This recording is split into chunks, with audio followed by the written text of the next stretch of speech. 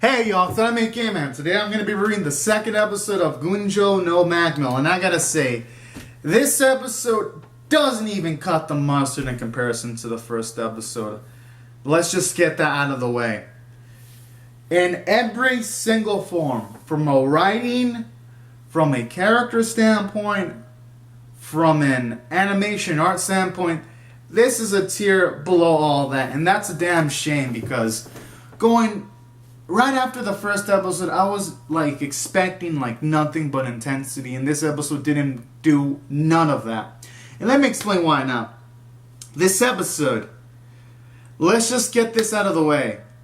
From a story standpoint, there was nice and proper build-up. They were introducing a plot point where there was a scientist where he wishes his daughter spent more time with him. And all of that, because she probably spends more time with the boy. She spends more time with her boyfriend, which is natural for girls of her age.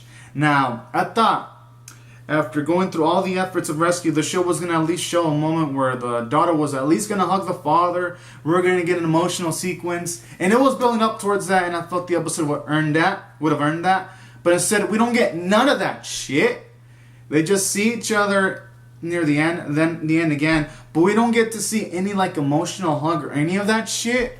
That kind of makes this episode feel kind of weak on the emotional standpoint, considering that was one of its strongest standpoints in last week's episode. So I'd say from a script standpoint, the execution is so lacking. And not just there too. There was also another sequence where there was this scientist. They were coming right out of the situation where Angler was if you don't let go of these cubs, I'm going to make sure that the Skill Dragon annihilates you guys. And then, after all that was taken care of, you have the stupid scientist say afterwards that they use the blood of these Care Bears to make the strongest steel in humanity. And I'm like, is this scientist fucking stupid with the glasses? Not the one that's the father of Amelia, but the other scientist with the brown hair. And I'm like, dude, does the writing staff not check their fucking script? They could have really omitted that sequence, or if it was in the manga, they could have just omitted that from the anime, and bam, and maybe instead have a scene where Amelia hugs her father, and the episode would have literally been at least better. But no, they must have that fucking sequence, and I'm just like, oh, this is so fucking cringe. Which is a shame, because episode 1 was so darn good. So that's why I felt the episode was lacking from the story standpoint. And here's another thing it lacked. And it wasn't even necessarily, I'm not even going to necessarily blame the manga, this is probably an anime issue, but when they're having the Skill Gargan about to fight Angler, I was expecting a cool sequence, and for the most part, I liked the setup where Angler was going to guide this missile towards the Skull Gargan beast so that it would pretty much explode and all of that.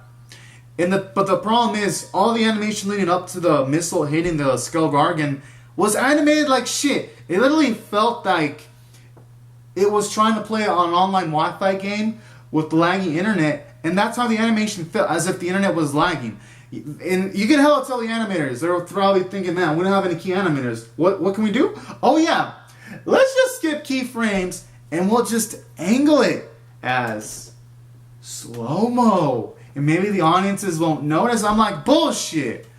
I've seen slow-mo done way better than this. Hell, I saw a series, here's an example, Naruto Shippuden, when Killer Bee fights Kasame in the first portion of the fight. There is some sick-ass slow-mo where you can tell that ain't frame skipping, that's legitimate slow-mo. Or Hunter x Hunter, when they're infiltrating the Chimera Palace. Again, they utilize slow-mo properly. This anime tried to have a slow-mo effect. The animators just couldn't execute it properly.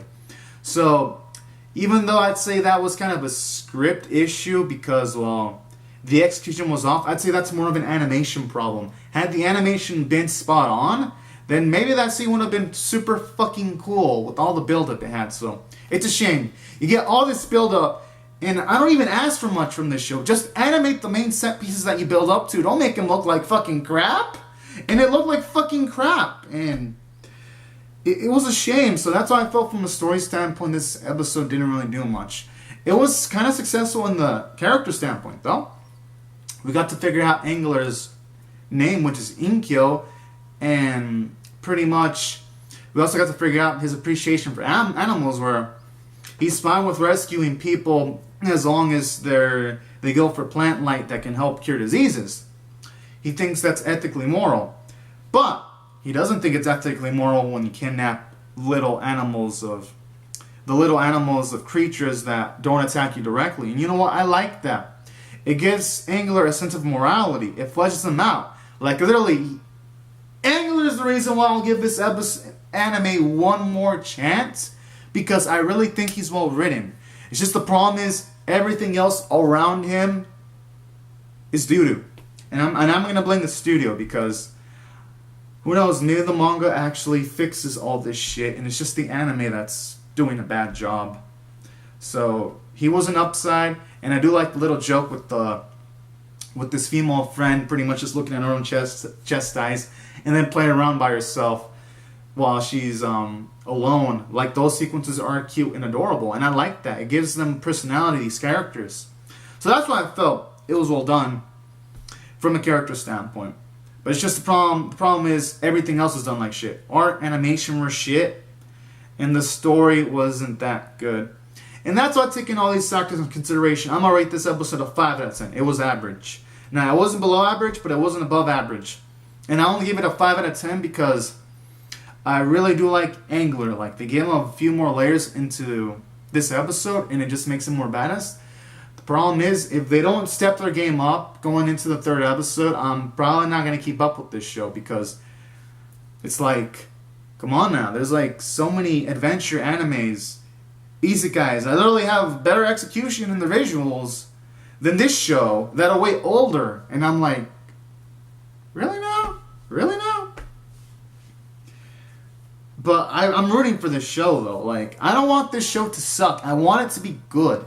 And hopefully next week, it can be the episode. Although, going by the previews, I guess it's a step up above this week's animation. But if it doesn't go balls to the wall epic next week, I am probably not keeping up with this week to week. But anyways, y'all, these are pretty much just my thoughts. Comment down your thoughts in the comments section below. Rate the video, subscribe, and I'll see you guys later if you subscribe for more. Alright, thank you so much for watching, everyone. Bye bye.